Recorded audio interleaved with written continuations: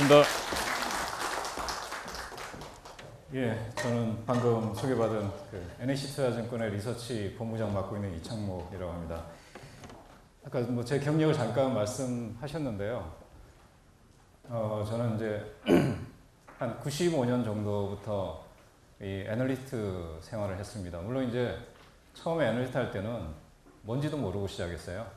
애널리스트가 뭔지도 몰랐고, 요즘이야 뭐 증권사 애널리스트 하면은 뭐 좀 아시는 분은 아십니다만은 예전에는 뭐 그게 뭐냐 뭐 이런 시절이었습니다. 제가 처음에 시작할 때는. 앞서도 아까 저희 교수님하고 뭐 그런 말씀 좀 나눴는데, 이 주식시장을 바라보는 눈이 아직도 일반인들은 뭐 투기장, 뭐 작전 세력의 원상 뭐 이런 거로 많이 보시잖아요. 저도 사실은 이 업계에 들어오기 전에는 그런 눈으로 많이 봤고요. 제가 이제 이 업계에 들어온 계기가 대학원 다닐 때 이제 석사 과정 있을 때 주식 투자를 좀 하다가 좀 벌었어요. 재밌더라고요. 예. 그래서 이거 계속하면 재밌겠다. 그래가지고 물론 제가 또 재무관리 전공이었고, 그래서 처음에 이제 증권회사 들어와서 지점 영업도 조금 했었습니다. 한 1년 정도 하다가 회사에서 이제 리서치에서 애널리스트 해라. 저는 이제 경제연구소 같은 데인 줄 알고 왔는데 그건 아니더라고요. 예, 분석을 해서 들고 다니는, 자료를 들고 다니는 영업맨이더라고요. 사실 저는 제가 이제 이 분석을 하고, 물론 이제 국내 투자가들 또 해외 투자가들도 저희 많이 만납니다. 그래서 뭐 뉴욕이나 뭐 보스턴이나 뭐 지지난주도 또 갔다 왔는데요. 그리고 뭐 아시아, 홍콩, 싱가포르나 유럽 쪽에 투자가들 대상으로도 좀 많이 다니고 하는데, 거의 저는 영업이라고 생각하고 다닙니다. 예, 우리나라 시장을 많이 알리고 또 우리나라 시장에 외국인들이 많이 들어올 수 있게끔 많이 좀 저희가 좀 활동을 많이 하고 있고요. 근데 앞서 말씀드린 대로 이제 이 외부 시각이 증권 시장에 대해서 별로 안 좋죠, 그죠? 여기 뭐 많이 앉아 계시겠습니다만, 여기 혹시 뭐 결혼 정년기에 있는 따님을 가지신 분들이 있으면은 혹시 뭐 증권회사 다닌 그 사위를 뭐 남자친구 하나 데려왔다, 안 주겠다고 하시는 분들도 아직도 있으실 거예요, 그죠? 예, 제가 결혼을 97년도에 했습니다. 예. 이제 나중에 이제 주식 차트를 보시면 나올 텐데, 95년도에 시장이 94, 95년도에 고점이었어요. 그리고 이제 몇 년 쭉 빠지고 98년도에 다 아시겠습니다만 IMF가 터졌잖아요. 이 시장이 안 좋을 때, 좋을 때가 좀 극명하게 좀 차이가 나는데, 제가 장가갈 때 증권회사 직원의 레벨을 어떻게 봤냐면은 연변 총각 바로 위라고 그랬어요. 예. 그 정도로 뭐 밑이 아니라서 다행이죠. 예, 물론 뭐 여기 또 혹시 중국 교포분들이 계실지는 모르겠습니다. 제가 우스갯소리로 드린 겁니다. 예, 그 정도로 이 시각이 안 좋고, 또 증권회사 다니는 사람이 집안에 들어오면 집안 재산 거들난다 뭐 이런, 예, 요즘은 좀 덜한 것 같습니다만 예전에는 실제로 그런 게 있었죠. 제 입사 동기 중에도 그런 사람들이 있습니다. 예. 뭐 그런 시절이 있었고요. 물론 그런 인식들이 좀 있는 것 같습니다. 그래, 제가 이제 다음 주에 또 재밌는 강연을 하나 하는데, 방송 작가들 대상으로 강연을 합니다. 그래서 금투협에서 이거 왜 하냐 그랬더니, 방송이나 영화에 증권인들, 금융인들이 사기꾼처럼 다 나오는데 그걸 좀 불식시켜 달라고 하더라고요. 예, 그 정도로 사실 이제 노력을 많이 하고 있죠. 그래서 제가 그걸 동영상을 좀 가져올 걸 그랬는데, 영화 속에서 나오는 그 금융인들, 증권인들의 모습을 제가 동영상을 한번 다 캐치를 했습니다. 다음 주 강연 때 제가 한번 틀면서 시작하려고 그러는데, 예를 들어서 있잖아요. 제가 영화 보면서 당황스러운 게 되게 많은데, 부산행이라는 영화 있잖아요. 그죠? 예, NEW라고 하는 회사에서 만들었죠. 거기 보면은 공유죠, 공유. 예. 공유가 증권사 펀드 매니저로 나옵니다. 근데 앞부분에 보면은 개미핥기라고 얘기하고 있어요. 예. 뭐 개미핥기 같은 놈이 어쩌고저쩌고 뭐 이런 이제 얘기를 듣습니다. 그 외에도 뭐 작전이라는 영화도 있고 여러 가지 영화가 있죠. 저는 잘 안 봅니다, 이제 그런 영화를. 말도 안 되는 내용이라서. 예. 그래서 사실 이제 그런 영화를 보면서 제가 어떤 걸 느끼냐면, 이게 인식들이 잘못되어 있다. 예. 주식 투자 아니면 금융회사를 통한 자산 증식이라고 하는 게 투기로 생각하는 것 같다. 예. 예. 우리 이제 국회나 이런 정부 쪽에서도 그렇게 생각하시는 분들이 있더라고요. 제가 회의에 참석해 보면. 그래서 한번 디베이트도 하고 그러는데 이게 투자지 투기는 아니잖아요. 그죠? 예. 투기라고 하면은 뭐냐면은 부동산 투기도 있죠. 그죠? 요즘 저희가 이제 리서치에서 부동산도 분석합니다만은 뭐 전매 제한 뭐 이런 거 있죠. 뭐 아파트 분양받아서 전매해서 몇 개씩 해서 돌리고 막 이런 투기죠. 그건 투기. 투자가 아니죠. 카지노 가서 뭐 블랙잭이나 이런 거 하는 게 투기죠. 예. 이 투자는 사실은 정당한 방법으로 자기가 분석을 해서 자금을 넣고 거기서 이익을 취하는 거죠. 예. 누구한테도 해를 끼치지 않는 이런 행위입니다. 물론 그 과정에서 본의 아니게 해를 끼칠 수 있는 경우가 있는데 요즘은 이제 감독원이나 금융투자협회나 그 대형 증권사들이 일반 개인들한테 해를 끼치는 행위에 대해서는 상당히 많이 감독을 합니다. 그래서 예전에 비해서는 상당히 많이 줄어들어 있는 이런 상황이다라고 말씀드리고요. 제가 오늘 말씀드릴 내용들은 이런 이제 투자라는 관점에서 시장을 보자라고 하는 거고요. 이 내용이 보시면은 그 교재를 좀 보시면은 제가 여의도의 펀드 매니저들, 전문가들 대상으로 하는 내용들을 좀 많이 넣어왔습니다. 예, 그리고 보시면은 용어가 좀 익숙하지 않으실 수도 있고요. 좀 어려운 내용들이 있는데 제가 최대한 풀어서, 물론 여기 계신 분들 중에 아주 금융 쪽으로 많이 아시는 분도 계시겠습니다만은 기본적으로 잘 모르신다, 용어에 익숙하지 않다는 가정하에서 제가 쭉 풀어서 말씀을 드리고요. 한번 쭉 들어보시면은 현재 금융시장이 어떤 위치에 있고 앞으로 우리가 재테크하는데 어떤 관점으로 접근해야 되겠다라고 하는 게 조금씩은 머리에 잡히실 거고요. 그래서 크게 세 파트로 나눠져 있는데요. 예, 여기 보시면은 첫 번째가 이제 시장이고요. 두 번째가 4차 산업혁명 금융시장, 그리고 세 번째가 금융시장이 있는데 세 번째는 아마 시간이 잘 안 될 것 같아요. 요거는 세 번째는 조금 제가 중간에 필요하면 왔다 갔다 하면서 좀 설명을 드리고요. 두 번째 파트 정도까지 하고 제가 방금 들었는데 지난주에 KTB 자산운용의 김태우 대표께서 와서 좀 강연을 하셨다고 그러더라고요. 4차 산업혁명하고 등등등. 그래서 제가 또 친한 분입니다. 아주 잘 아는 분이고 여기 오신 줄은 제가 몰랐는데 아마 그분이 또 좋은 내용들을 많이 하셨을 테니까 아마 겹치는 부분도 조금 있을 수도 있다 이렇게 말씀드립니다. 본 강의 들어가기 전에 증권사 리서치라고 하는 게 뭘 하는지를 제가 한 1분 정도 좀 말씀드릴게요. 저 자신도 주식 기업 산업 분석 애널리스트로 출발을 했죠. 그래서 국내 주식을 전문으로 분석을 했습니다. 예. 근데 제가 그 리서치 본부를 맡으면서는 좀 많이 바꿨습니다. 왜냐하면은 제가 지금 하는 일에 국내 주식은 한 40% 정도밖에 안 됩니다. 예, 나머지는 해외 주식, 또 국내외 채권, 요즘 뒤에 말씀드립니다. 브라질 채권이나 이런 것도 투자 많이 하시잖아요, 개인들이. 그리고 커모더티, 원자재 있죠. 그리고 FX, 환율, 그리고 부동산, 예, 대체 투자까지. 예, 이런 부분들을 제일 많이 합니다.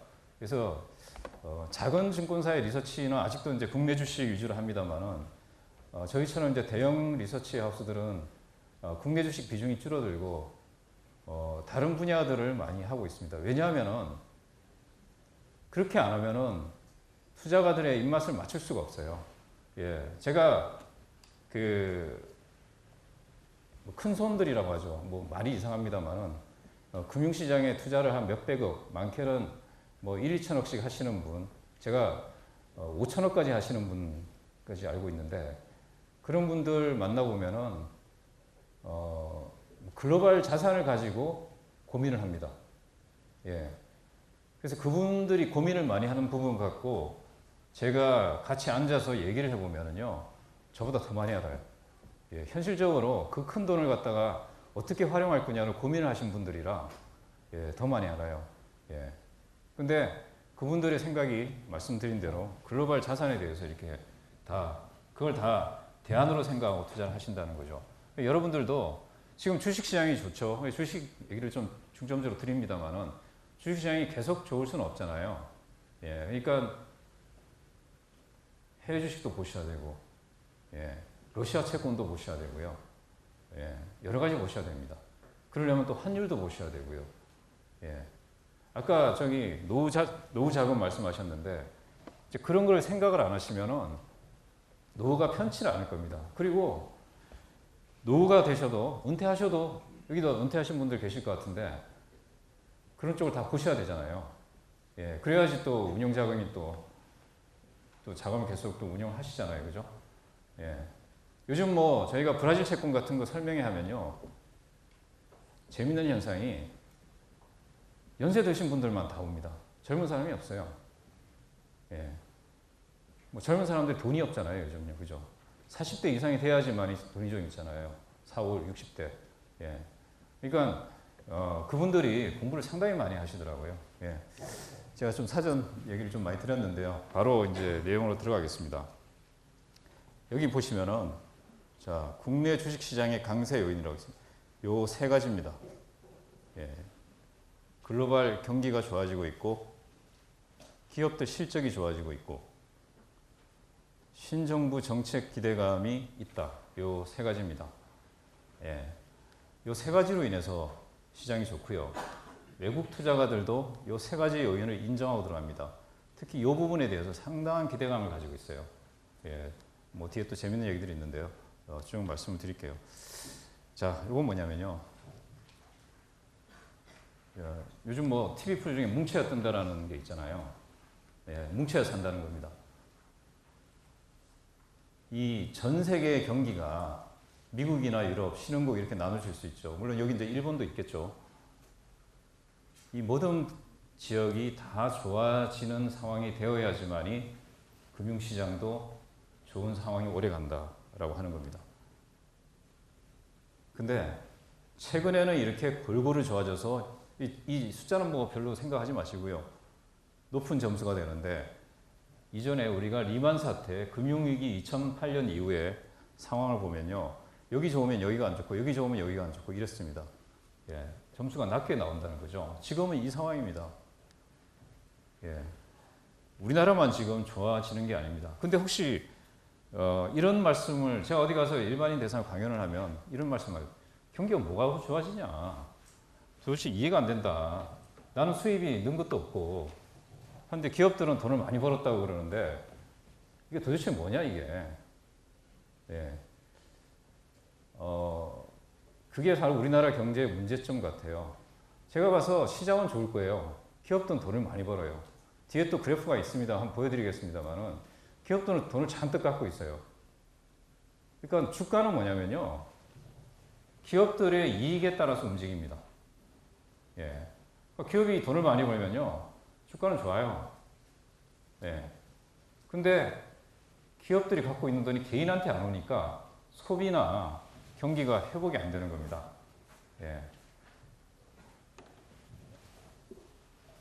그래서 아까 앞부분에 보신 기업 지배구조 개선, 주주 환원 정책, 배당 확대 이런 거에 저는 좀 기대를 많이 하고 있습니다.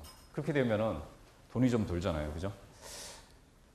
자, 요게 이제 경기 선행지수라고 하는데요. 뭐 어렵게 생각하지 마시고요. 뭐 학교에서 배웠었죠. 그냥 경기 흐름이라고 보시면 됩니다. 그 2000년 이후부터 경기 흐름을 쭉 그려왔습니다. 이 부분 아시죠? 그죠? 리만 브러더스 사태, 또 미국의 서브프라임 사태, 그죠? 영화 하나 재밌는 거 있었잖아요. 그죠? 빅숏이라고 하는 영화 보셨을 분도 계신데 나중에 한번 보십시오. 상당히 재밌는데 요때의 상황을 상당히 리얼하게 재현한 영화가 하나 있습니다. 자, 요때 안 좋았죠. 물론 요 이전에 IMF가 하나 있었죠. 그죠? 예, 금융위기가 있었죠. 10년마다 금융위기가 있으니까 어떤 분들은 그럽니다. 98년에 한 번, 2008년에 8, 9년에 한 번. 그러면은 2018, 19년도에 큰 금융위기가 오지 않겠냐. 10년 주기설을 말씀하시는 분도 실제로 학자들 사이도 있는 것 같아요. 저는 그런 건 안 믿는데 제가 그렇게 말씀드립니다. 만약에 이런 시절이 또 온다. IMF 같은. 주식시장에 돈 번 분들 보면요. 이때 벌었어요, 많이. 예. 망가져 있을 때 과감하게 들어갑니다. 예. 그때 많이 버신 분들이 많더라고요. 예. 만약에요, 전 그럴 것 같지는 않은데 10년 주기설로 이때쯤에 비슷한 게 하나 나온다. 잘 보십시오. 예. 그리고 전 세계 정부들이, 경제 관료들이 바보들이 아니거든요. 한번 망가지면요, 되살리려고 엄청 노력을 합니다. 예. 그럼 어느 정도 망가졌을 땐 들어가야죠. 저는 그런 생각은 들어요. 그래서 시장에 이런 생각 가지는 분들이 많거든요. 경제 위기가 와도 안 망가질 것 같아요. 크게는 학습 효과가 있어가지고 주가나 이런 거는.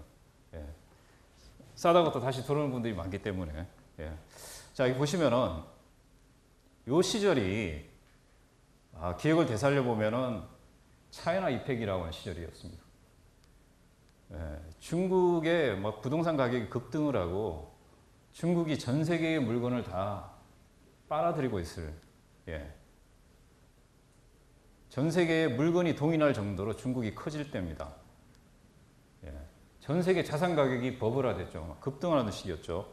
자, 이런 시기가 있었고요. 리만 이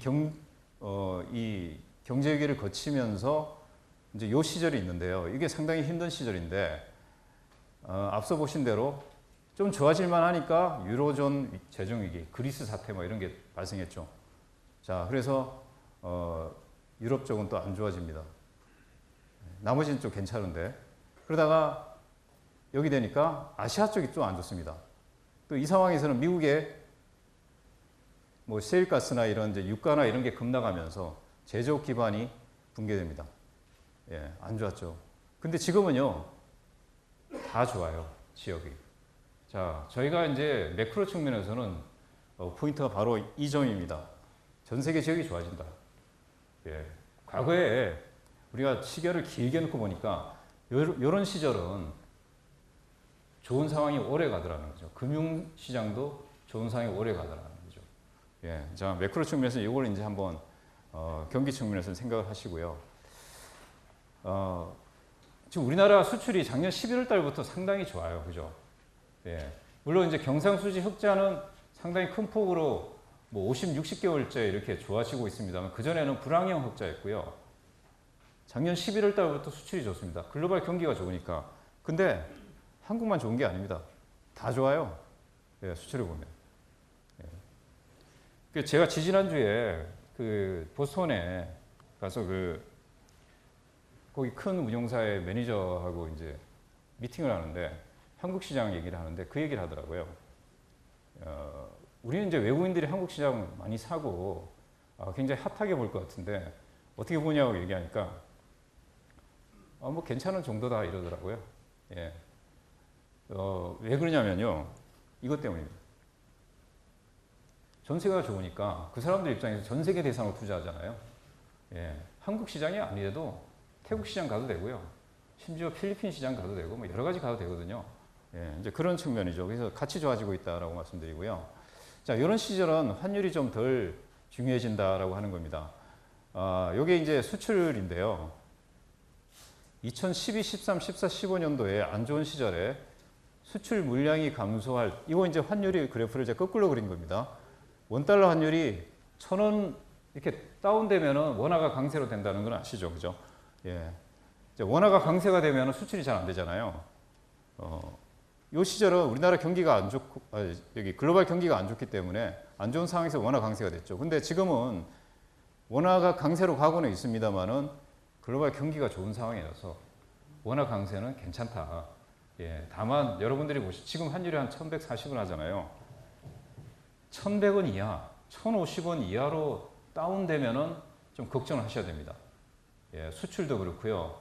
또 과거에 보니까 1050원 이하로 떨어지면은 외국인들이 우리나라 시장에서 팔고 나가요. 예, 외국인들 입장에서는 지금 이머징 마켓 시장에 접근하는 이유가 경기 좋고 기업 실적 좋고 있는데 또 하나가 중요한 게 환율입니다. 예. 환율을 1,150원에 사가지고 1,100원에 팔면 거기서 엄청 먹잖아요. 예. 환율에서도 먹으려고 그러는 거죠. 그러니까 주식 채권을 막 사는 겁니다. 우리나라에. 예. 예. 지금 근데 원화 강세 어느 정도 괜찮다. 다만 한 1,050원 정도로 허들러 보시라 이렇게 말씀드리고요. 자, 달러화인데요. 전 세계가 좋으면 달러화가 좀 약세입니다. 예. 근데 전 세계가 안 좋으면 달러화 강세죠.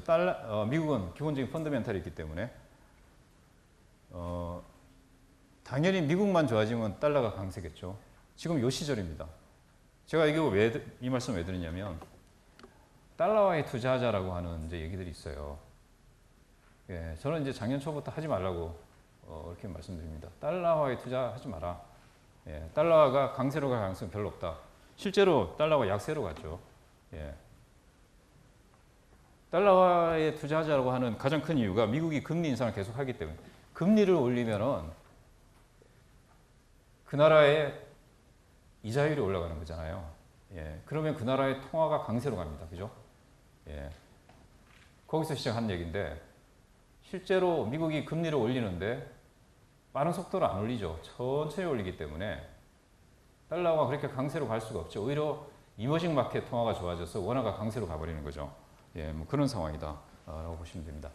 자, 그 다음에 이제 중국 얘기를 드려야 되겠죠. 혹시나 여기에 중국 펀드 갖고 계시는 분 있으세요? 예, 있으시죠? 중국 시장은 두 개로 나눠지죠. A 시장이 있고 H 시장이 있습니다. 그죠? 그죠? A 시장은 중국 본토입니다. 그죠? H 시장은, H가 홍콩이죠. 홍콩에 상장되어 있는 중국 시장이죠. 그러니까 펀드를 드실 때 보면 H 시장 베이스인지 A 시장 베이스인지를 보셔야 되죠. 예. 근데 H 시장 베이스로 들어가신 분들은 꽤 벌었어요. 그래도. 근데 A 시장 들어가신 분들은 하나도 번 게 없어요. 예. 저도 참 당황스러운 건데, 바로 이 이유 때문입니다. 중국이, 여기 이제 작년부터죠. 이게 돈을 푼 거라고 보시면 됩니다. 중국이 인민은행, 우리나라 한국은행 같은 거죠. 예. 뉴스들 보시면 인민은행이 뭐 유동성을 어떻게 했다는 뉴스 계속 나옵니다. 보시면 돈을 계속 풀었어요. 그러다가 올해 들어서 이상하게 돈을 줄여버렸어요.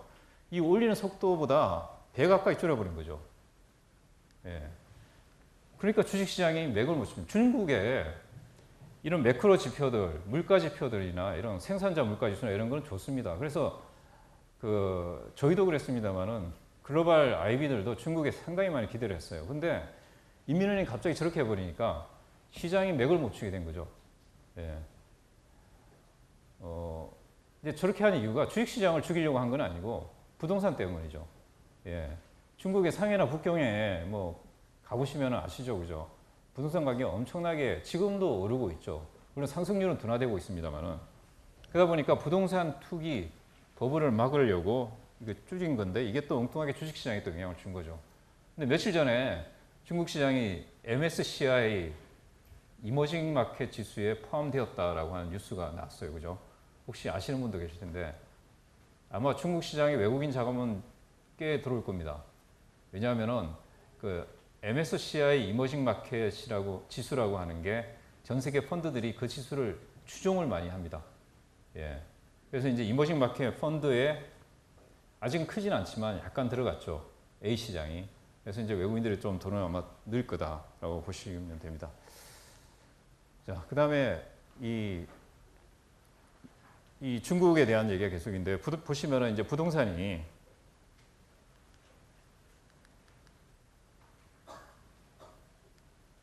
부동산이 오르고는 있습니다만 평균적으로는 과거에 비해서는 좀 덜 오르는 상황이죠. 상승률은 많이 좀 둔화됐고요. 그래서 아마 중국 정부가 돈을 째는 일을 계속 하지는 않을 거다. 이렇게 보고요. 다만 중국이 아무래도 이제 공산주의 국가다 보니까 여기 베트남 투자하시는 분들도 계실 텐데 공산주의 국가들은 그런 이제 리스크가 있잖아요. 정부 리스크가요.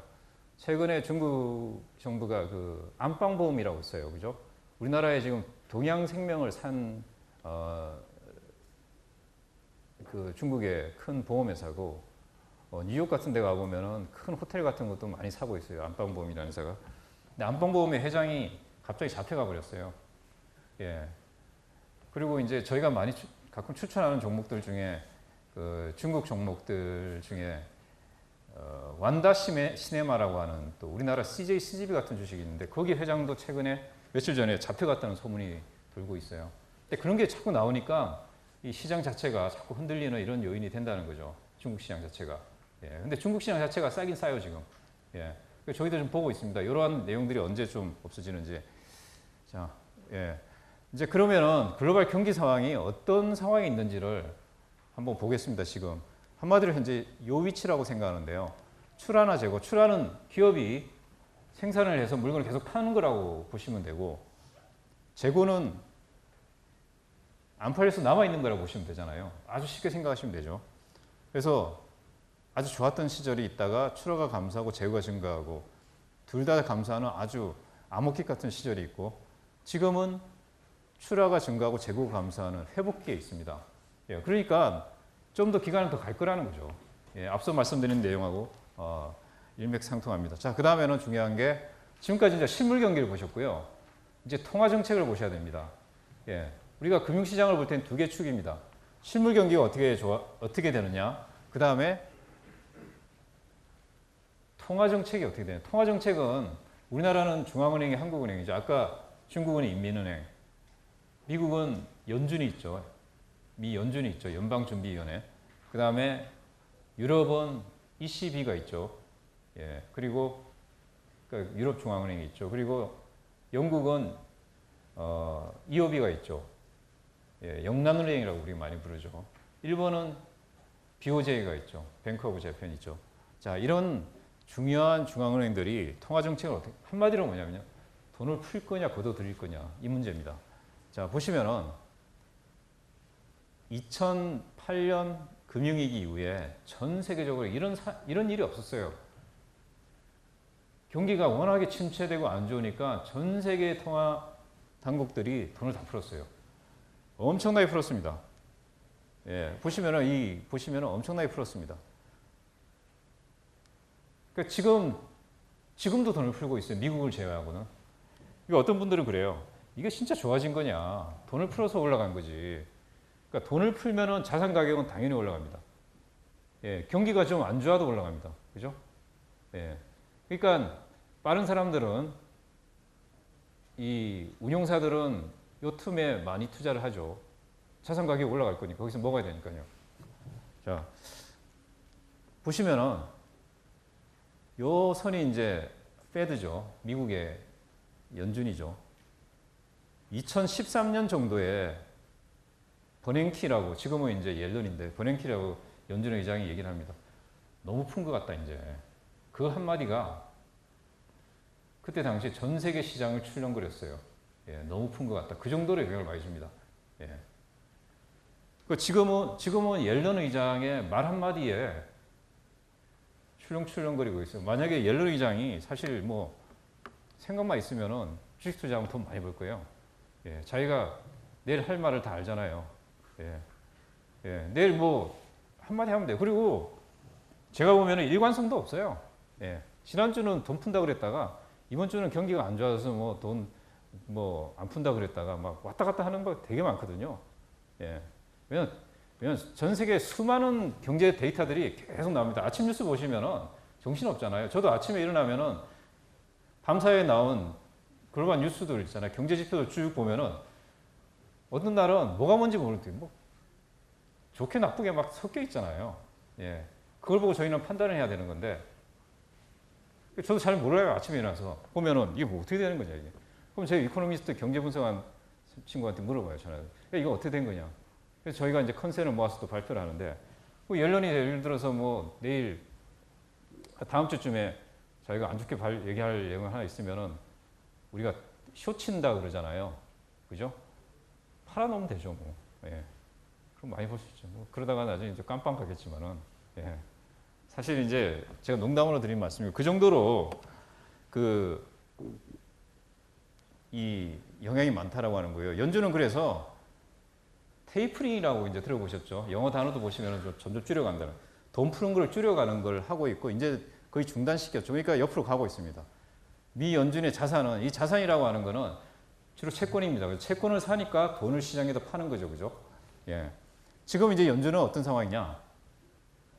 엄청나게 쌓여있는 4조 5천억 달러에 쌓여있는 이 돈을 채권을 언제 다시 시장에 풀까를 고민하고 있어요. 그걸 풀게 되면은 돈이 회수가 되는 거잖아요. 예. 자, 그 시기가 여러분들이 뉴스를 잘 보셔야 됩니다. 그래서 연준 뉴스는 뭐 금리 인상 언제 이것도 중요한데 지금 갖고 있는 자산을 언제 팔 거다라는 뉴스를 잘 보십시오. 그게 또 시장의 조정 요인이 될 수 있습니다. 채권 시장도 마찬가지입니다. 예, 글로벌 자산 가격이 상당히 중요한 요인이 됩니다. 예, 그래서 그걸 이제 다른 말로 표현하면 뭐 긴축이라고도 그러죠, 그게. 그리고 이 자산을 갖고 있는 건 팔 수도 있습니다만은 들고 있는 채권이 계속 만기가 오잖아요.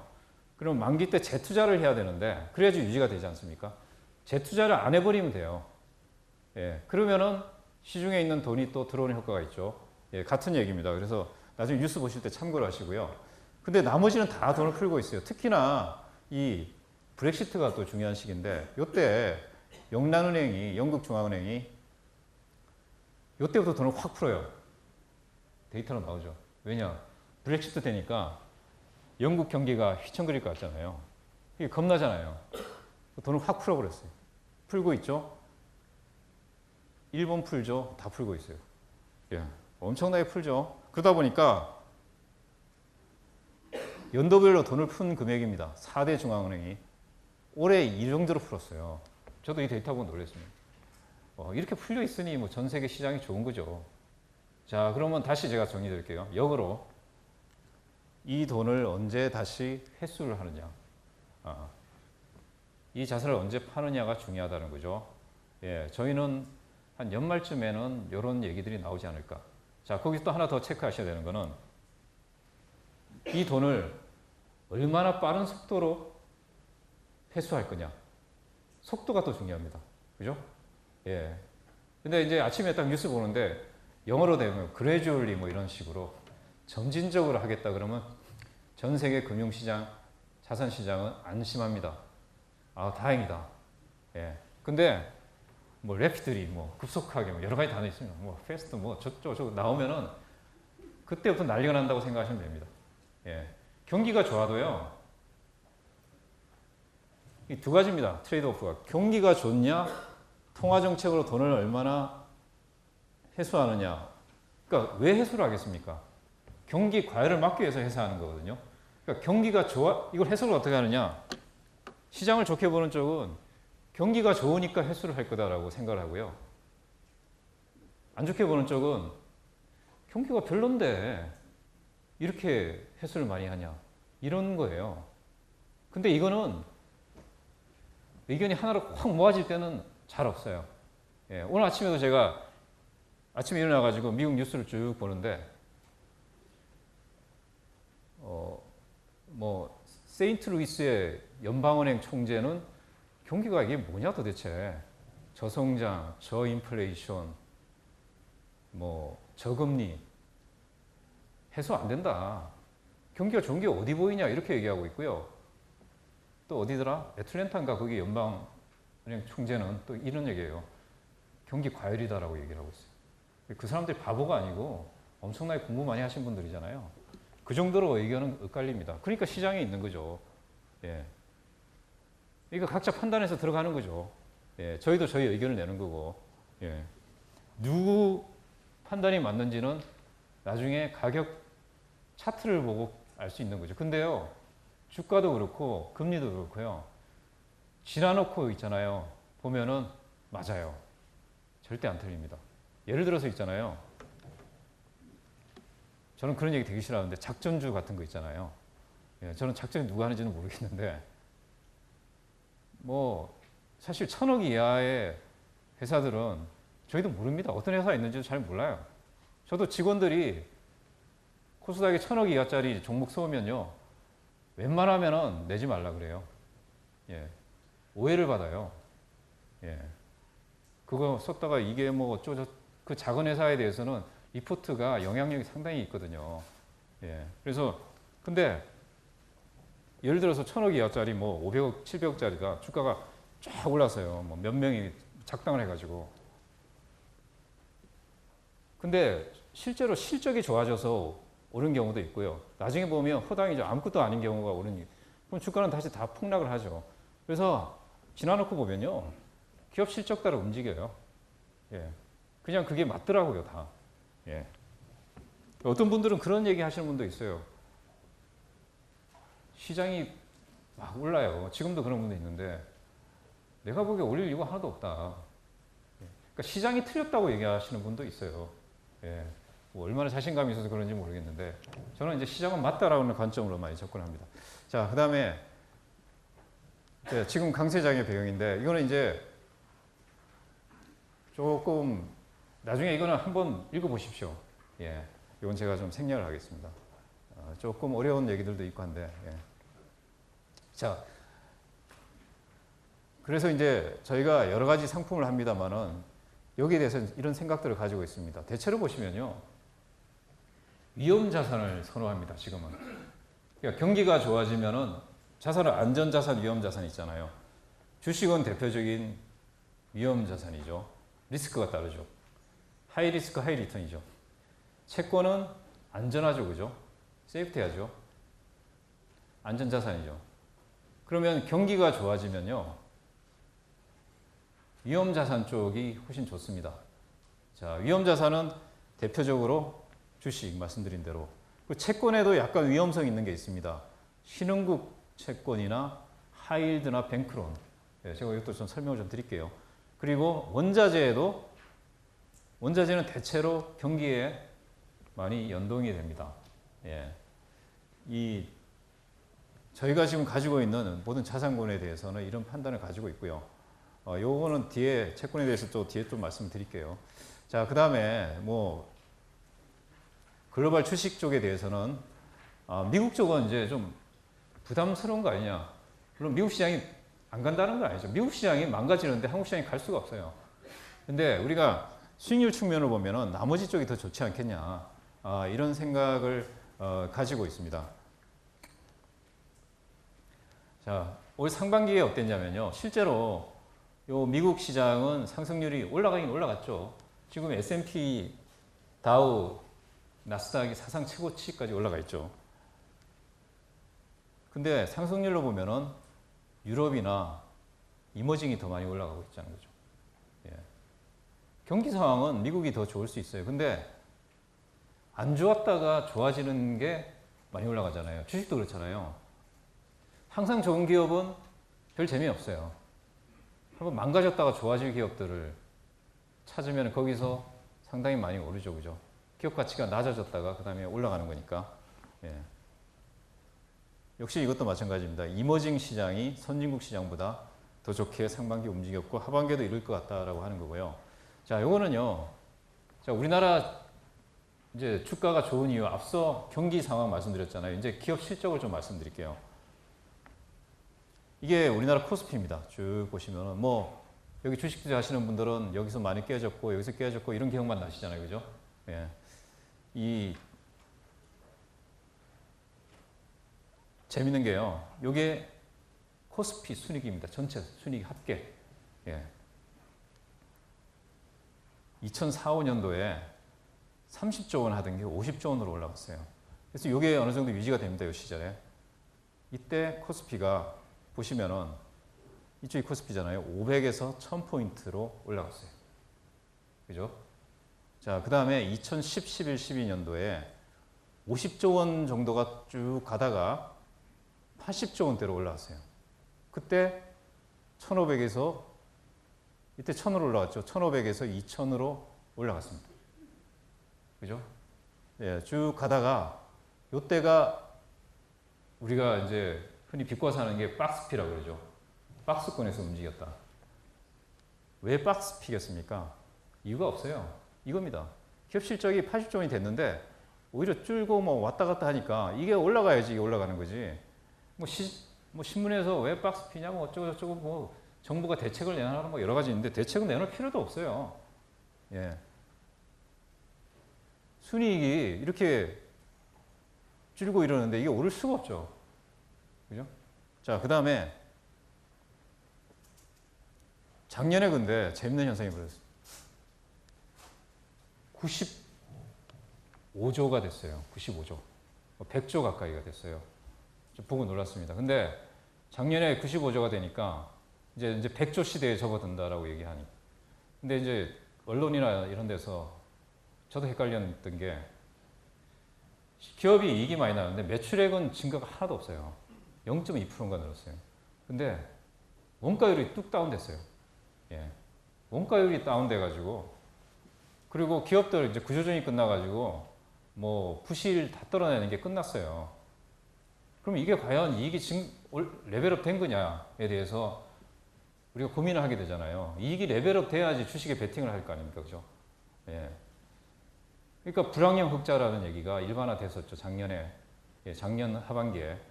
근데 주가는 슬금슬금 오르기 시작해요. 예. 그러다가 올해 보니까요. 지금 예상치가 130조 원이에요. 엄청나게 증가하는 예상치가 나오고 있어요. 작년이 95조인데 130조. 물론 애널리스트 추정치입니다. 저도 애널리스트 했지만 잘 틀려요. 예. 그래서 뭐 욕도 많이 먹죠. 예. 이 추정치하고 투자 의견에 대해서는 뭐 이 말도 많아요. 예. 그리고 뭐 A라는 기업에 대해서 안 좋겠으면요. 뭐 지금 좀 덜한데 예전에 제가 주니어 때는 안 좋겠으면요. 아주 막 여러 군데에서 별 얘기를 다 해요. 일단 해당 기업 우리 회사 오지 마라 이제 너. 예. 못 오게 해요. 예. 그게 큰 기업이라고 생각해 보세요. 그러면 뭐 그 기업을 분석을 안 하고 어떻게 합니까? 또 그걸 갖고 있는 투자가들, 기관 투자가도 마찬가지고요. 개인들까지 전화 옵니다. 예. 뭐 그래서 뭐 흔히 뭐 이런 얘기 있죠. 뭐 밤에 뒤를 조심하라고. 근데요, 그게 그냥 우스갯소리가 아니라 진짜로 하는 얘기예요. 예. 제가 쓴 리포트로 인해서 그날 한가로 갔어요. 그럼 그 사람 재산이 엄청나게 빠졌을 거 아닙니까? 저는 좀 많이 좀 이해를 하는 편인데요. 아, 그럼 그 사람 입장에서 보면은 이 얼마나 참 안 좋은 상황이에요. 예. 또 뭐 여기저기서 얘기가 있어요. 그렇게 뭐 이런 케이스. 그러니까 이게 힘든 일이고 한데 저는 이렇게 생각합니다. 저는 제 직원들한테 그래도 그대로 써라. 그래야지만이 그 주식을 갖고 있는 사람도 덜 깨진다. 예, 빨리 그냥 빠져나오게 해줘야죠. 예, 그래야 되는 거 아닙니까? 근데 나중에 지나고 보면 그게 또 맞거든요. 보통 아니라고 하는 기업이 좋아지는 경우가 별로 없어요. 예. 어쨌든 이제 이런 시절이죠. 근데 지금 신고가가 나왔죠. 2,370인가 60인가 가 있죠. 왜? 이게 이렇게 올라갔으니까. 근데 여기에 대해서 지금 때 다시 시장에서 어떤 얘기가 나오냐면요. 130조? 아, 모르겠다. 예. 이러면 또 시장에 조정이 있어요. 저는 조정이 좀 있을 것 같아요, 지금. 예. 특히 2분기 실적이 예상보다 조금씩 다운되고 있어요. 예. 그러면 좀 조정은 있겠죠. 조정이 있으면 저는 앞서 보셨습니다만은 시장은 좋으니까 조정이 있으면 또 찬스가 나온다고 생각을 하시면 되고요. 또 어떤 분들은 기관 투자가분들 중에도 있는데 여기 하도 익숙해져가지고 2,300 가니까 다 팔아요. 예. 지금 솔직히 지금 우리나라 시장이 외국인들이 연초부터 구조 사서 올리는 시장이에요. 예. 외국인들이 먼저 움직였죠. 기관 투자가들 못 삽니다. 왜 못 산? 기관 투자가들이 바보라서 못 사는 게 아닙니다. 아는데 못 사요. 왜냐? 개인들이 다 판매를 해버리니까 펀드를. 여러분들 펀드 별로 안 드시잖아요. 그죠? 펀드에서 깨진 경험이 하나 많아가지고 아까 초장님도 뭐 펀드에서 많이 깨졌다고 그러던데 예. 그러니까 펀드가 그런데 손해보고 있다가 이제 좀 이익이 나니까 다 환매시켜버리죠. 그럼 펀드가 환매를 되니까 펀드 매니저는 뭐 자기 돈을 하는 거 아니잖아요. 예. 펀드가 환매하니까 자기는 이 사람은 할 일이 출근해가지고 뭐부터 팔아야 되냐. 앞으로 덜 오를 게 뭐냐로 생각하고 팔고 앉아 있는 거죠. 예. 물론 그래도 올해 펀드 수익률은 한 10%에서 20% 나 있더라고요. 예. 시장이 올라가니까. 그 제가 이제 기자들한테도 그런 얘기를 하는데 시장이 어떻게 될 거냐 수급적으로 얘기해달라. 뭐 수급은 제가 별로 안 좋아합니다만은 외국인이 구조가 들어왔잖아요. 근데 개인 자금은 한 푼도 안 들어왔어요. 제가 봐서. 예. 그럼 수급적으로 시장이 좋으면은 개인 자금이 들어오면은 시장은 한 번 더 레벨업 되지 않겠냐. 거꾸로 생각하면. 예. 저는 좀 그런 관점으로 보고요. 어쨌든 어떤 분들은 여기서 그래서 혹시 인버스 ETF 아시죠? 아시는 분 계실 거예요. 그죠? 인버스 레버리지도 있어요. 예. 빠지면은 2배로 먹어요. 올라갈 때도 코스피 레버리지 있습니다. 2배, 3배. 그래서 빠른 분들은 레버리지로 많이 먹었어요. 이번에 시장 올라갈 때. 2배, 3배짜리. 예. 근데 인버스를 사는 분들도 계시더라고요. 저기 지금. 저는 아닌 것 같은데. 일부 기관 투자가들도 인버스 사더라고요. 왜냐하면 한 6년 동안 요 박스권에 익숙해져 있잖아요. 예. 그러니까 그 위를 생각을 못 하는 겁니다. 사람들이. 예. 저는 더 갈 것 같은데. 예. 이런 상황입니다. 자, 요거는 뭐 쭉 저희가 이제 뭐 PER 뭐 한 지금이 코스피가 10배가 안 됩니다. 한 9.5배에서 10배 사이입니다. 연초에도 그랬어요. PER이라는 거 아시죠? 위에는 프라이스고 주가고 밑에는 이익이죠. 그래서 이익분의 주가인데 자, 이게 연초에도 PER이 9점 몇 배고 지금도 9점 몇 배예요. 시장이 올라갔으면 P가 올라가니까 PER이 올라가야 되는데 왜 그렇겠습니까? 분모인 그죠? 이익이 확 올라가 버리니까 PER이 별로 안 오르는 거죠. 여전히 싼 거예요, 우리나라가. 예. 근데 왜 싼지도 뒤에 또 말씀 좀 드릴게요. 자, 그래서 이게 이제 중요한 얘기들이 나오는데요. 이 배당 할인 모형인데 배당 할인 모형이라는 거는 쉽게 생각하시면 그래요. 회사에 이익 중에 배당을 주잖아요. 배당을 계속 준다는 가정하에 배당을 이자율로 할인한 겁니다. 예. 그러면 이제 여기 뭐 칠판이 좀 그런데 금리 R이죠. R-G는 이제 그로스입니다. 성장입니다. R-G를 갖다가 배당으로 나눈 거죠. 배당은 이익 곱하기 배당률이잖아요. 그죠? 예. 그래서 그걸 가지고 우리가 모형을 많이 합니다. 그렇게 보면은 뭐 코스피가 더 올라가게 보인다라고 하는 거고요. 자, 이번에는 이제 주주가치 재고 말씀드릴게요. 미국 시장이 계속적으로 좋았던 이유 중에 아주 중요한 이유가 바로 이겁니다. 기업들이 자사주를 많이 샀어요. 여러분도 주식 투자하실 때 그 기업이 자사주를 매입한다 그러면 호재잖아요. 삼성전자 주가가 왜 이렇게 날아가느냐. 기업 이익도 엄청나게 나는데 거기다가 배당도 늘리겠다고 하고 또 이익 회사 돈을 가지고 주식을 사서 소각시켜 버리겠다, 없애버리겠다고 얘기를 하고 있어요. 주가가 될 수밖에 없죠, 이게. 예. 근데 미국 기업들이 실제로 엄청나게 했어요. 2010년, 11, 12년도에. 예. 자사주 매입을 상당히 많이 했고 배당도 많이 늘렸죠. 예. 그래서 어쨌든 배당 수익률 플러스 자사주를 매입하는 것도 배당에 효과가 있습니다. 그죠? 그래서 그걸 다 해보니까 5%대가 나와요. 금리가. 예. 여러분들 우리나라 배당 수익률 몇 프로인지 아십니까? 정부가 올리라고 막 해가지고 지금 1.8%예요. 사실 1.8% 갖고 배당 투자를 하라 그러면 하시겠습니까? 저 같으면 안 해요. 예. 그게 근데 여기 뒤에도 그래프가 있습니다만은 먼저 하면 요거 배당 수익률입니다. 10%였어요. 2012, 13년도에. 근데 이전 정부 때 최경환 그분 욕도 많이 먹지만 최경환 장관이 경제부총리인가 할 때 배당 소득 확대 세제 이런 걸 낸 적이 있어요. 왜냐하면 저는 있잖아요. 그게 되게 맞는 정책이라고 봤어요. 예. 이 보시면 기업들 이익이 잉여금이 기업이 돈을 쌓아놓는 게 엄청나게 올라가면 2000년도 이거 보세요. 우리나라는 모든 돈이 기업들한테 다 가 있습니다. 예. 기업들한테 다 가 있어요. 이 돈을 가지고 그러면 기업은 뭘 해야 되냐? 투자를 하든지 투자할 데가 없으면은 주주들한테 배당을 줘야 돼요. 그래야지 그 기업의 ROE가 올라가고 기업 가치가 올라가고 주가가 올라갑니다. 근데 아무것도 안 해요. 예. 또 이게 기업들이 돈을 다 갖고 있으니까 개인들은 손가락 빨고 앉아 있고 맨날 애들 학원비에 전셋값에 힘든 삶을 살고 있는 거죠. 돈이 안 도니까. 자, 그러니까 배당을 늘리라고 강제, 거의 반강제예요. 산식을 보면 올라갑니다. 배당 수익률이 요거죠. 그래서 지금 요거는 이제 요 밑에는 요건 삼성전자가 한 걸 제가 같이 그린 거고요. 요게 이제 배당 수익률인데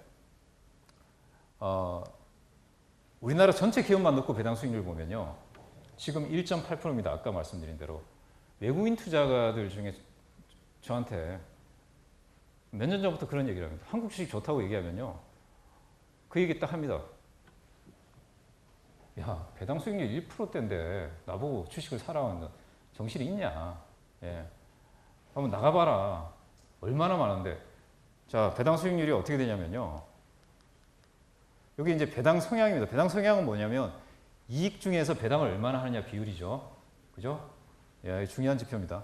우리나라가 17%입니다. 그러니까 100만 원을 벌면요. 17만 원만 배당으로 줘요. 예. 어떤 분은 많이 주네 그러는데 아닙니다. 말레이시아가 50% 주고요. 대만이 55% 주고요. 뭐 등등등. 전 세계에서 이렇게 낮은 나라가 없어요. 그러니까 주식시장이 많이 못 오르는 거죠. 솔직히 지금 같은 기업 이익에 그렇으면은 더 올라야 돼요. 그러면은 배당을 안 하면 투자를 해야 되잖아요. 투자를 한다는 건 그 나라의 성장이 높기 때문에, 성장률이 높기 때문에 투자를 하잖아요. 그럼 쉽게 생각하면은 말레이시아나 태국이나 이런 데가 성장률이 우리나라보다 훨씬 높아요. 투자할 때가 더 많은 나라예요. 그럼에도 불구하고 배당을 많이 합니다. 주주 가치를 생각해. 우리는 안 하잖아요. 그러니까 배당 수익률이 이렇게 낮죠. 그러면 1%의 배당 수익률 갖고 외국인 장기 투자자한테 한국 주식 사라 그러면 미친놈이죠. 속된 말로. 예. 자, 근데 좀 변화가 있습니다, 이제.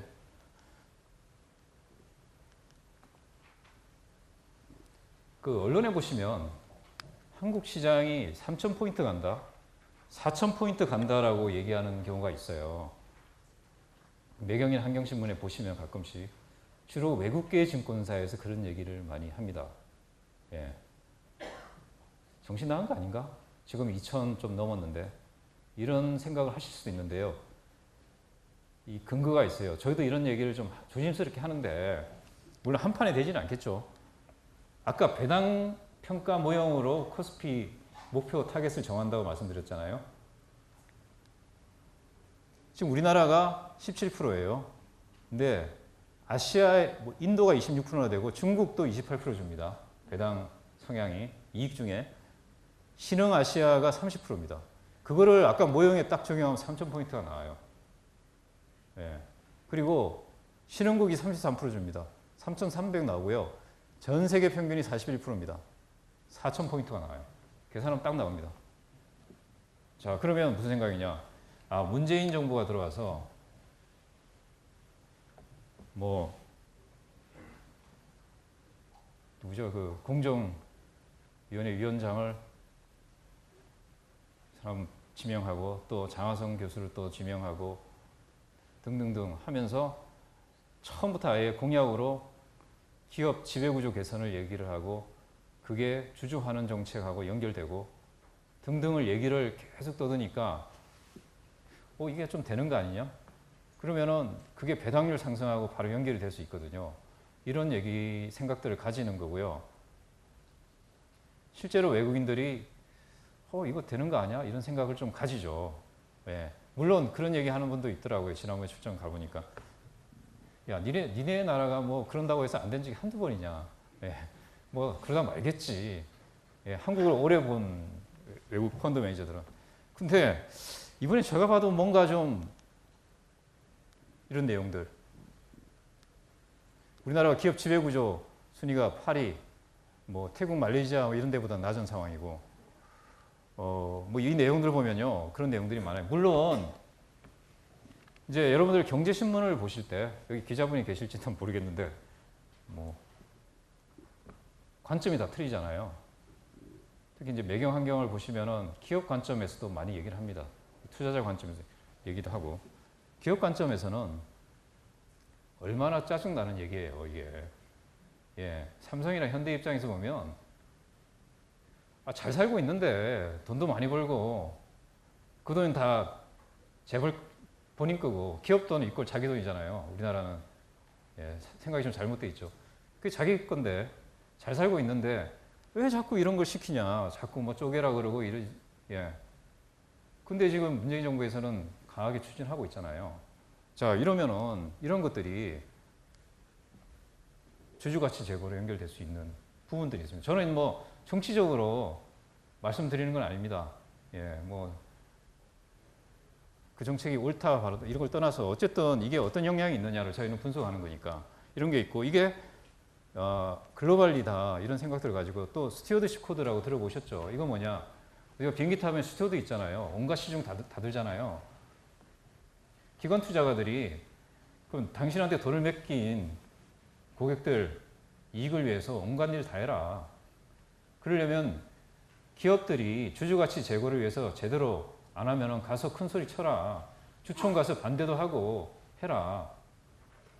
지금까지는 왜 이렇게 안 하냐. 이겁니다. 지금까지는 안 하니까 기관 투자가들이 기업들 지분들이 다 있잖아요. 그걸 갖고 주주총회 가가지고 큰 소리 빵빵 치면요. 기업들 완전히 힘들어집니다. 마음대로 못해요. 지금 주주총회 가보신 분 아시잖아요. 두드리고 끝나잖아요. 그렇게 안 된다는 거죠. 이게 이제 이렇게 되면. 이 스튜어드십 코드가 이런 거고요. 자, 보시면은 이게 전 세계적으로 도입된 게 얼마 안 됩니다. 영국, 뭐 등등등 도입됐죠. 근데 우리나라가 이게 반대하는 비율이 이렇게 낮아요. 그나마 국민연금이 요새 좀 반대를 좀 하죠. 나머지 운영사들은 거의 주총에서 반대를 안 하고요. 근데 실제로 스튜어드십 코드가 도입된 나라들 보니까요. 배당이 팍팍 올라가요. 그럴 수밖에 없겠죠. 주총에서 배당 안 주면은 뭐 계속 딴지를 거는데. 근데 물론 스튜어드십 코드의 문제점도 있어요. 잘 생각해 보시면요. 여러분들이 운용사에 돈을 맡겼어요. 그 돈 누구 거예요? 여러분들 돈이잖아요.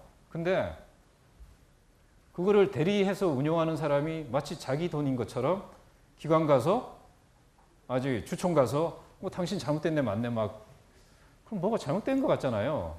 내가 해야 될 일을 저 사람이 마치 자기 돈인 것처럼 이게 뭐 에이전시 시어리고 우리 학교에서 배우면 여러 가지 얘기가 나올 수 있는데 어쨌든 그 사람이 고객의 수익률을 위해서 최선을 다한다는 가정하에 우리가 얘기를 하는 거고 그럼 그 사람이 주총 가서 배당 더 주라고 얘기해서 배당금 더 받아오면은 돈을 맡긴 사람은 수익을 보는 거 아니냐 이 논리입니다 이게. 그러니까 지금 이제 스튜어드십 코드를 이제 신문 보시면은 도입하겠다고 하는 운용사들에 대해서 이제 실제로 국민연금도 가보고 하면은 다 고민하고 있어요. 이걸 어떻게 해야 될지. 이게 되면은 또 이런 게 나올 수 있죠. 그렇게 되면 아까 우리나라 시장이 디스카운트에 요인되어 있는 게 크게 두 가지입니다. 지정학적 리스크, 북한. 이거는 어떻게 할 수가 없잖아요. 북한이 미사일 빵빵 쏘고 하는데 그게 실은 외국인들이 얼마나 많겠어요. 북한이 미사일 쏘면요. 외국 펀드 매니저들이 우리나라 기업 탐방으로 출장 잡아놓은 거를 취소를 해요. 그 정도로 민감한 사람들이 많아요. 지정학적 리스크 하나. 두 번째 리스크가 바로 이런 기업 지배구조 관련된 주주환원 정책의 미흡입니다. 이제 근데 이런 게 해소가 될 수 있다. 그죠? 그래서 자, 이런 부분들이 상당히 좀 재밌는 부분이 될 거다. 잘 보시라라고 말씀드리고요. 그래서 시장은 저희는 좀 더 물론 이제 조정이 좀 있어야 됩니다. 제가 계산해 보니까 7개월 연속으로 올랐더라고요. 80년대 이후로 7개월 연속으로 오른 적이 없었어요. 그러니까 좀 건전한 조정이 한번 나와줘야 되는 거죠. 조정이 잘 안 나와요. 그게 좀 걱정스러운데 조정이 좀 나와주고 일반 개인들도 좀 들어올 찬스를 주고 들어와서 좀 하고 이렇게 해야지 되는 거 아니냐. 예, 저는 사실은 이 주식 투자를 그렇게 권장하지는 않습니다. 그래서 친구들이나 친척들이 주식을 많이 제가 이제 기본적으로 저는 그런 생각 갖고 있어요. 예를 들어 주식에 1억을 넣어놨어요. 월급쟁이가 일이 되겠어요? 아니 뭐 한 시간에 자기 뭐 2달치 월급이 왔다 갔다 하는데 그 일을 하겠냐고요, 그죠? 예, 그래서 저는 그래서 그냥 펀드 들으라고 얘기해요. 물론 펀드를 잘 골라야 되겠죠. 예, 예, 펀드 들고 그냥 그렇게 해라. 그거 언제 다 하냐? 예, 근데 요즘은 조금 하라고 그럽니다. 예, 뭐 이런 데 좀 벌어야 되지 않겠냐? 뭐 일반 서민이 돈 버는 게 부동산하고 주식밖에 더 있겠냐? 예, 그러면은 뭐 부동산은 또 큰 돈이 들고 여기서 좀 작게는 용돈도 좀 벌고 좀 해야 되지 않겠냐? 예, 뭐 이런 말씀을 좀 드립니다. 자, 요게 이제 그럼 어떤 주식들이 좋았느냐 이건데요. 그 2015년도 상반기까지 여기 계신 분들 중에 주식에서 재미 본 사람도 있을 거예요, 그죠? 분들이 계실 겁니다. 코스닥 시장이 날아간 시절이 있었어요. 2015년 상반기에. 예, 그때 이제 그때를 그리워하는 분들이 되게 많아요. 예, 개별 종목들이 많이 움직이니까. 그러다가 쭉 빠졌죠. 예, 이제 경기가 안 좋아지는 이런 뭐 상황들이 오고, 이 시기에는 뭐 디플레이션, 저 PBR 뒤에 또 말씀드리겠습니다. 이제 경기가 좋아지고 하면서 인플레이션 관련주 경기 민감주가 올라갑니다. 이 시기에는 대형주가 당연히 움직입니다. 예, 아무리 대형주를 사라고 얘기를 해도 제가 개인 투자 설명회 가서 개인들은 안 삽니다, 대형주. 예, 못 사더라고요. 예. 지금 삼성전자가 200 몇십만 원까지 왔는데 제가 기관 투자가들한테 삼성전자 계속 사라고 얘기하지만 개인들한테 그런 얘기 안 합니다. 예. 안 사는데 어차피. 예. 요 시기를 보시면은 이제 저성장주죠. 저성장 국면이 있었잖아요. 요때 시장이 뭐가 좋았느냐? 화장품주 기억나시죠, 그죠? 아모레퍼시픽, 뭐 한국콜마 등등등, 그 바이오 막 이런 게 PR 40배 막 아모레퍼시픽 40배 가고 막 이런. 저는 PR 40배라고 하면요, 이게 그때 이제 시장에서 용대리라는 얘기가 나왔어요. 예. 여의도의 펀드 매니저 중에 30대 초반에 용감한 대리들이라는 이게 약자입니다. 용대리. 그게 뭐냐면 PER 30배에 막 사요. 실제로 먹어요. 그래가지고 펀드 수익률이 이 20년 한 펀드 매니저는 뒷전에 앉아가지고 손가락 빨고 앉아 있고요. 펀드 매니저 된 지 1, 2년 된 애들이 막 삽니다. 예, 용대리라고 그랬어요. 걔들이 수익률이 더 좋아요. 예. 이 운용사는 증권사하고 틀리게 수익률 좋은 사람이 목소리가 커요. 그렇지 않습니까? 그죠? 수익률 나쁜데 뭐 20년 경력이 뭐가 중요합니까? 용대리라고 했어요. 뭐 PER 30배 사가지고요. 40배, 50배까지 먹고 막 이러더라고요. 이때. 그러다가 나중에 이제 또 완전히 쫙 됐죠. 주식이 오르는 게 있으면 빠지는 게 있는데요. PER 40배면 이렇게 보시면 됩니다. EPS 성장이 연평균 40%씩 나와야지 유지가 된다고 생각하시면 됩니다. 그러니까 그 개념을 중요합니다. 이 개념을. 여러분이 종목들 보실 때, 이 회사는 대충 보니까 이익이 매년 10%, 20%씩 성장할 것 같아 보여요. 근데 PR이 5배예요. 그건 올라갈 확률이 아주 높다는 걸로 보시면 됩니다. 예. 제가 아주 단순한 거를 말씀드리는 겁니다. 예. 뭐, 그 외에 여러 가지도 있습니다만, 기본적으로 그걸 보시라는 겁니다. 예.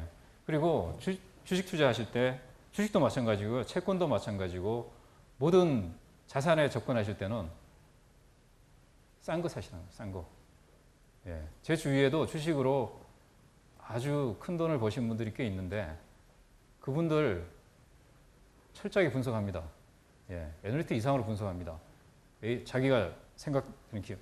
제일 주식 못하는 사람들이요. 친구가 전화 와가지고 야 이거 뭐 나온 데는 사. 아시잖아요. 그 친구가 얘기할 때까지 그 얘기는 이미 정보가 아니라는 거. 그리고 정보에 의한 투자라고 하는 거는 언젠가 망해도 쫄딱 망해요. 확률적으로 보시면 지금 주식 샀어요. 30% 먹었어요. 확률적으로 그거 계속 가겠어요? 예, 30%씩 1.3을 계속 곱해서 복리로 한 20번 하면 큰 돈 벌죠. 전 세계 이 오렌 버핏도 못하는, 다만 30%씩 계속 벌 수 있는 방법은 있어요. 뭐냐면 싼 거 차트 쳐보시고요. 싸 보이는 거 사시면 됩니다. 부동산도 그렇고요. 채권도 그렇고 다 그렇습니다. 예, 싼 거 사셔가지고 잊어버리세요, 그냥. 예, 잊어버리고 있으면요. 최악의, 뭐 아주 안 좋은 경우는 회사가 망할 수도 있겠지만 이미 살 때 있잖아요. 이 대충 재무제표를 보면은 망할지 이런 거는 알 수 있잖아요. 예. 이익이 어느 정도 받쳐준 회사가 망할 가능성은 없잖아요. 잊어버리시고요. 나중에 보시면은 어느 정도 수익이 나면요. 파시고요. 그때 가서 또 들어가시고요. 예. 어떤 분은 제가 이런 얘기 하니까 뭐 당연한 얘기를 이렇게 떠드냐고 그러는데 제 주위에 돈 번 사람들은 다 이렇게 벌었어요. 예. 근데 사서 뭐 30% 샀다고 또 흥분해가지고 뭐 한 100% 오른 종목을 갖다가 또 거기 사요. 더 간다고. 예. 확률적으로 벌 수 있는 확률이 되게 낮아요. 이 확률적으로 접근하셔야 되고요. 이 투자라는 개념으로 해서 투자가 뭡니까? 그죠? 분석을 해서 들어가야 되지 않습니까? 예. 그렇게 보셔야 되는 거고요. 그러니까 지금은 이런 이제 경기가 좋아지는 시기이기 때문에 당연히 대형주들이 좋습니다. 예. 우리가 이제 과거에 좋았던 종목들이 이렇게 쭉 뭐 이때 차화정이라고 하는 것도 있었고, 이 아모레퍼시픽 44비까지 간 적이 있었고, 뭐 이렇죠. SK 하이닉스가 이렇게 싼 데부터 올라가기 시작한 거죠, 지금. 자, 이거 보시면, 이거 좀 넘어가고요. 그럼 이제 개별 종목들, 코스닥이 어떻게 되느냐. 여러분들 관심 많으실 텐데요. 아유. 이게 이제 코스닥 대비 코스피 상대 지수라는 겁니다. 한마디로 그냥 코스닥분의 코스피 했다고 보시면 됩니다. 이게 올라간다는 거는 코스피가 더 좋다는 거잖아요. 이때가 이제 코스닥이 고점이었죠. 그죠? 쭉 빠져가지고 있는데 계속 코스피가 좋았습니다. 그러니까 개인 투자가들이 재미가 없는 시장이 됐고요. 근데 실제로 근데 요즘 제가 개인들 만나 뵈면은 아니 뭐냐고 삼성전자만 오르는 이런 시장에 뭐 이 개인들이 이게 뭐 할 게 뭐 있냐. 저는 이해가 안 됩니다. 그게. 삼성전자보다 많이 오른 주식이 무지하게 많아요. 올해. 예. 그리고 스몰캡이나 작은 종목들도 이미 오른 종목 많습니다. 지금. 예. 바이오 종목 중에 뭐 많게는 100%까지 오른 종목이 있습니다. 예. 오른 건 꽤 올라. 근데 희한하게 이상한 종목도 많이 들고 계시더라고요. 예. 근데 이게 특히 이제 뭐 분석을 하시려면 혼자 하시기가 힘드시잖아요. 그러면은 이 A라는 종목이 있으면 증권사 리포트를 한번 찾아보십시오. 뭐 그 사람이 사라 팔라 한 것도 중요하겠지만은 회사 내용을 한번 체크를 해 보셔야 되잖아요. 한 번은 읽어 보십시오. 그럼 대충 회사가 어떻게 돌아가는지가 나옵니다. 가끔가다 정신없는 애널리스트가 이상한 얘기 쓸 수도 있는데 대부분 다 그래도 뭐 공부 좀 한 친구들이 애널리스트 하거든요. 예, 그래서 어느 정도 쭉 보시면서 회사에 대해서는 파악을 좀 하시고 들어가셔야 됩니다. 예. 근데 이제 그럼 코스닥이 어떻게 될 거냐? 과거에 보면요. 2014, 15년도에 오를 때도 그랬는데 박근혜 대통령이 아마 13년도에 취임하셨죠. 아마. 그죠? 역대 정부 때 보면 취임 1년 차에서 3년 차 사이에 코스닥이 무조건 오르더라고요. 예. 그 희한한데 그게 이제 저희가 분석해 보면 정책 효과가 있더라고요. 정책에 대한 기대감. 항상 중소기업 진흥 정책을 내놓고 뭐 여러 가지 정책을 내놓고 창조 경제도 있었고 이번에는 4차 산업혁명 얘기를 하잖아요. 예, 이러한 것들이 이 정책 효과가 중소형주에 많이 영향을 줍니다.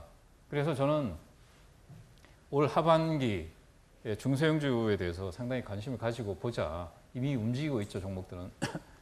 이렇게 좀 말씀을 드리고요. 또 4차 산업혁명위원회가 또 이제 바로 출범이 되죠. 이러한 것들도 영향을 줄 거다라고 이렇게 봅니다.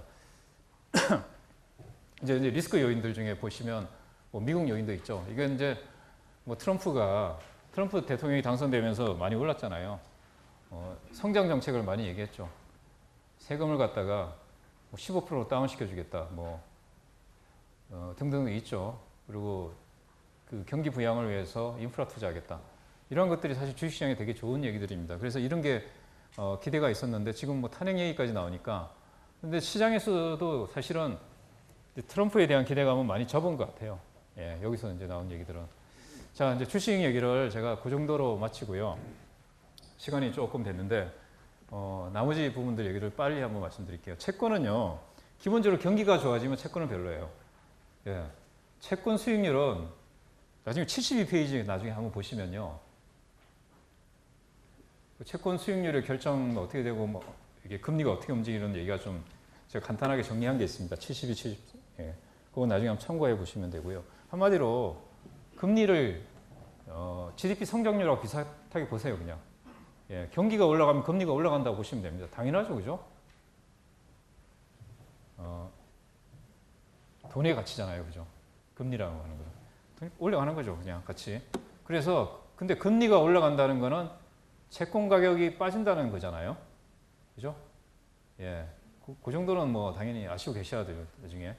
그러니까 이 모든 자산의 가격은 금리로 나눠서 할인한 걸 현가로 한 거잖아요.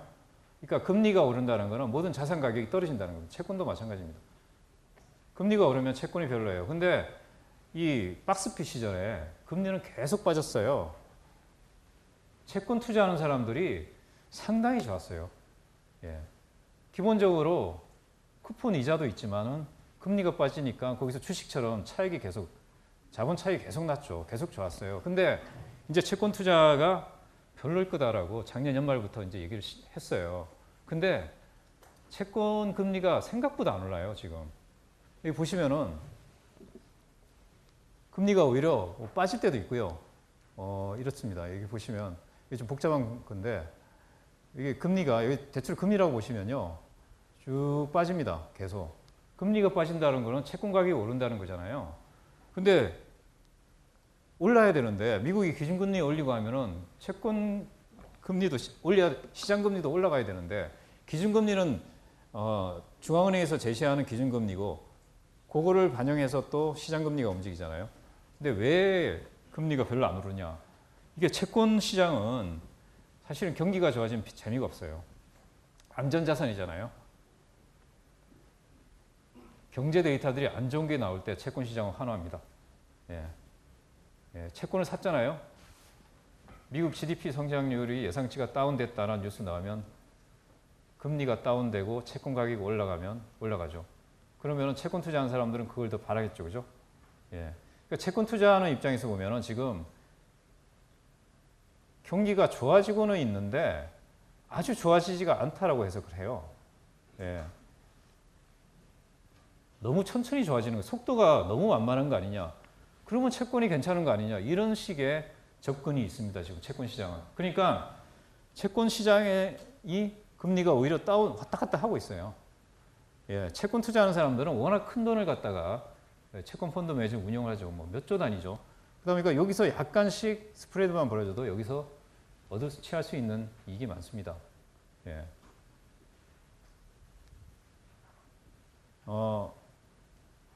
근데 이제 최근에 나오는 거는 이제 미국하고 한국 기준금리가 거의 똑같아졌어요. 이제 미국이 하반기에 금리를 한 번 더 올리면 기준금리가 역전될 거예요. 미국이 더 높은 금리가 되고요. 근데 우리나라는 기준금리 올린다는 얘기도 있지만 못 올릴 거예요. 올렸다가는 여러 가지 문제가 있잖아요. 지금 가계부채 문제 있잖아요. 금리 올리면 상당히 문제되죠. 모르겠습니다. 지금 부동산 잡으려고 금리를 무리해서 올릴지는 좀 모르겠는데 제 예상은 올해 내로는 금리 못 올릴 거다, 우리나라는. 예, 내년 상반기 올릴 수 있을까? 저는 이 생각하거든요. 그러면은 미국 금리가 더 올라가면 역전되죠. 그러면 지금 정부도 걱정하는 게 금리가 역전되면은 한국에서 돈이 나가겠죠. 한국 금리가 더 낮으면 이걸 걱정하고 있어요, 지금. 예. 외국인 투자가 돈 다 빼버리는 거 아니냐, 금리 때문에. 예. 근데 저는 그럴 것 같지는 않아요. 왜냐하면 글로벌 경기 자체가 괜찮으면은 이머징 마켓에 돈을 투자하는 자금들은 계속 있는 거니까 단순히 우리나라 금리가 미국 금리보다 낮다. 그런 이유로 돈을 빼간다. 그럴 것 같지는 않다. 과거에도 좀 그런 예가 있고요. 실제로 근데 이 시기에 2004, 6년 시기에 기준금리가 역전되면서 외국인들이 돈을 대규모로 빼간 적이 있습니다. 예, 요 예 때문에 그러는 거고. 근데 그때하고는 경기 상황이 좀 틀린 거 아니냐. 이렇게 보고 있습니다. 근데 그렇다고 채권이 지금 투자할 만하냐? 제가 개인 입장에서는 안 합니다. 예. 기관 펀드 매니저 입장에서는 그거 스프레드가 있으니까 할 수 있는데 개인 입장에서는 이게 사실은 기대 수익률이 높은 건 아니다. 자, 채권 투자를 한다면은 저희가 이런 것들을 많이 얘기를 하고 있고요. 다 보시면은 이게 채권인가 싶을 정도의 내용들입니다. 뭐냐? 채권 중에 위험한 자산들입니다. 그러니까 리스크를 테이킹 해야 된다라고 하는 거고요. 자, 보시면은 자, 브라질 채권. 리스키하죠. 브라질 채권으로 1년 사이에 한 80% 먹은 분들이 많아요. 채권 투자로. 이게 채권입니까? 그럼 주식이지. 그죠? 러시아 채권, 멕시코도요. 좀 발빠르게 움직이는 분들은 멕시코 채권으로 꽤 이익이 났는데 트럼프가 들어오면서 멕시코가 속된 말로 개떡이 됐잖아요. 장벽 쌓는다 그러고 멕시코 페소화가 급락을 했어요. 예, 항상 이게 이제 투자를 많이 하는 전문가들은 해외 IB들도 그렇고 우리나라에 좀 그 대형 하우스에 있는 운영하는 분들은 기회를 엿보는 게 트럼프로 인해서 최악으로 갔잖아요. 그때 들어가요.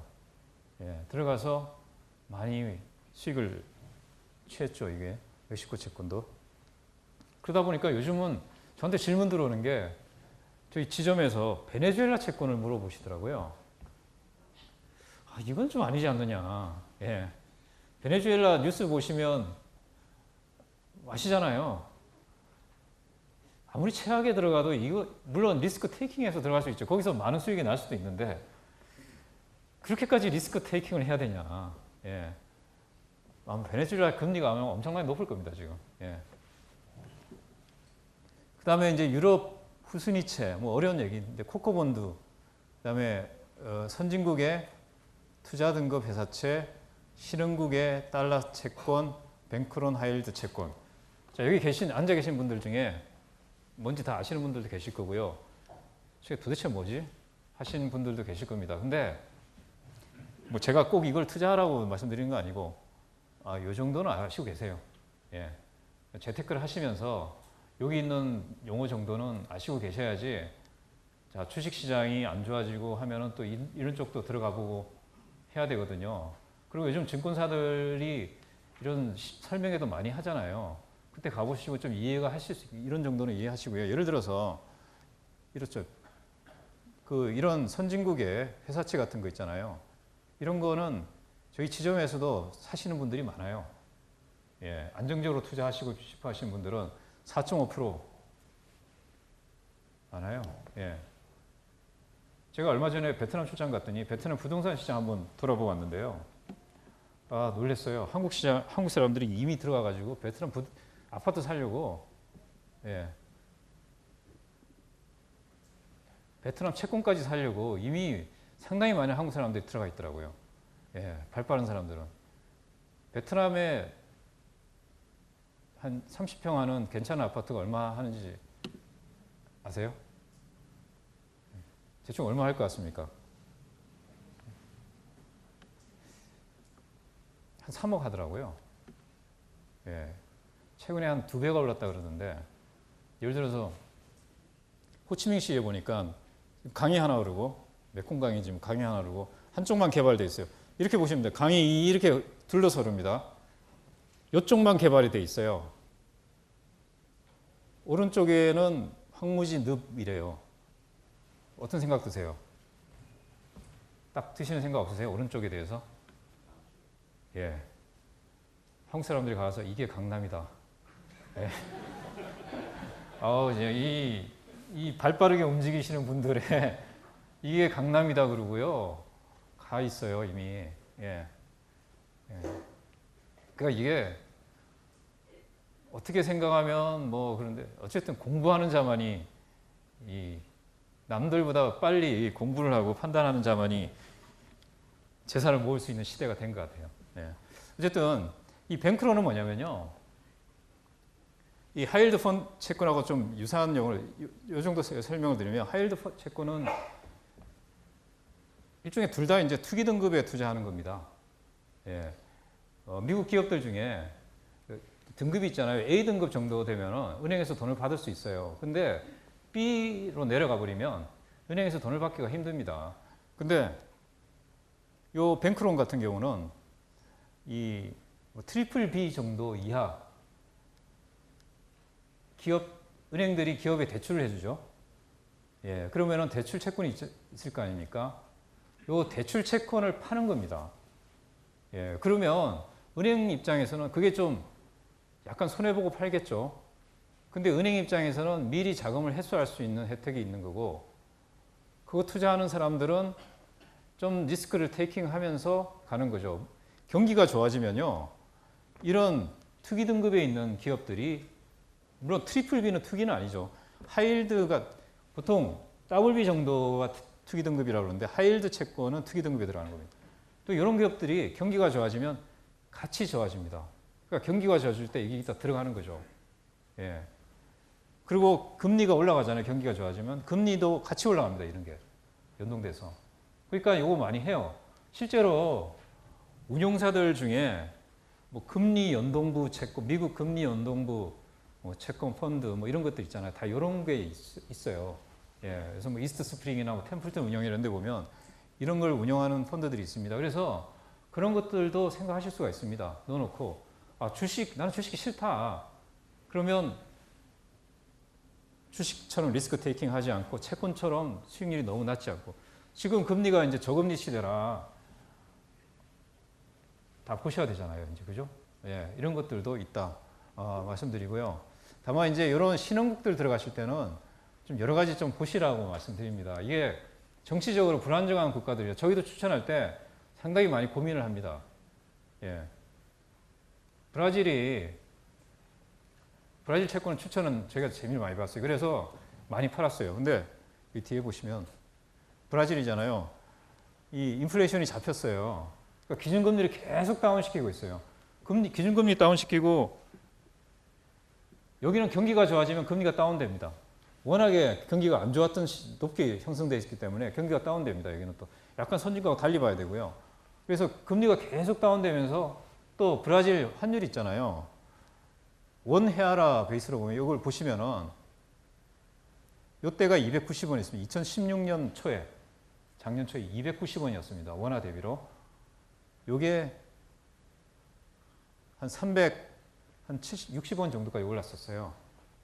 그럼 보세요. 브라질 채권이 금리를 한 10% 줍니다. 그럼 예를 들어서 1,000만 원은 안 받아주죠. 브라질 채권에. 뭐 예를 들어서 뭐 쉽게 생각하시죠. 1억이라고 보시면 1년에 10% 이자 줍니다. 1,000만 원 받죠. 거기다가 금리가 떨어져서 그 가격이 또 올라갑니다. 브라질 환율이 통화가 가치가 올라가서 그게 또 올라갑니다. 세 가지로 먹죠. 그러다 보니까 작년 초에 저희가 많이 팔고 했는데, 올해도 좀 팔긴 했는데 거의 80% 이상 차익이 나오더라고요. 근데 제가 올해 얼마 전이었는데 딱 출근했는데 가슴이 철렁했어요. 브라질 대통령 탄핵 얘기인가요? 뭐 하나 나왔어요. 예, 브라질이 그때 대통령이 하나 있었는데, 여자 대통령이 있었는데 탄핵시키고 부통령이 대통령이 됐어요. 근데 그때 이미 이 부통령도 좀 꾸린 데가 많다는 얘기가 있긴 있었어요. 근데 이 부통령에 대해서 또 뭐 얘기가 나오더라고요. 그러면서 하루아침에 한 20%의 가치가 날아가 버리더라고요. 아침에 출근했더니. 예. 그래서 뭐 자료 만들어가서 또 하고 뭐 이렇게 했는데, 물론 그 뒤에 조금 안정화됐습니다, 지금. 그 정도로 사실은 이런 이제 이머징 이런 채권에 들어가실 때는 좀 여러 가지 보셔야 됩니다. 원자재는 제가 생략을 하고요. 12시 반이 됐거든요. 제가 4차 산업혁명은 이 지난주도 듣고 하셨으니까 이건 좀 제가 생략을 할게요. 예. 우리 요 첫 페이지만 좀 제가 말씀드릴게요. 요게 제가 이 4차 산업혁명하고 금융시장에 대해서 얼마 전에 딴 데 가서 강연을 했던 내용을 좀 요약을 했었는데, 이 전 세계 시가총액 상위 10개 기업을 한번 쭉 나래비를 세워봤습니다. 쭉 연도별로. 이때 보시면은 추억의 기업들 있잖아요. 뭐 후지츠, 샤프, 뭐 옛날엔 되게 유명했던, 지금 어디 갔는지 모르는. 닌텐도도 한때 여기 때 좋았다가 안 좋았다가 요즘 또 올라가고 있죠. 예, 닌텐도는 이제 뼈를 깎는 이제 노력을 한 것 같아요. 이게 이제 3차 산업혁명 관련된 주식들이 쭉 있다가 이때 혼재되기 시작하더라고요. 그러다 지금 이렇습니다. 예. 이게 재밌는 게 여기 한번 보시면은요. 여기서 공장에 있는 기업이 어딜 것 같아요? 예. 존슨앤존슨은요. 뭐 어떤 분들이 뭐 애들 크림 뭐 생각하시던데 이게 바이오로 되게 유명한 기업이에요, 요새는. 예. 그러니까 4차 산업혁명 관련주죠, 이것도. 엑슨모빌, 뭐 정유. 사실 제대로 공장 갖고 있는 건 여기서 하나밖에 없어요, 삼성전자. 제가 저도 강연을 많이 듣거든요. 4차 산업혁명이나 뭐 등등에 대해서. 근데 간혹 강의하시는 분들 중에 삼성전자를 되게 무시하는 발언을 많이 하시던데, 저는 이 회사를 엄청난 회사로 보거든요.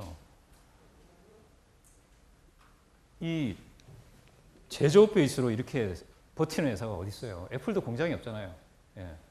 예. 그 정도로 이거는 사실 대단한 회사 같아요. 삼성이라고 하는 회사는.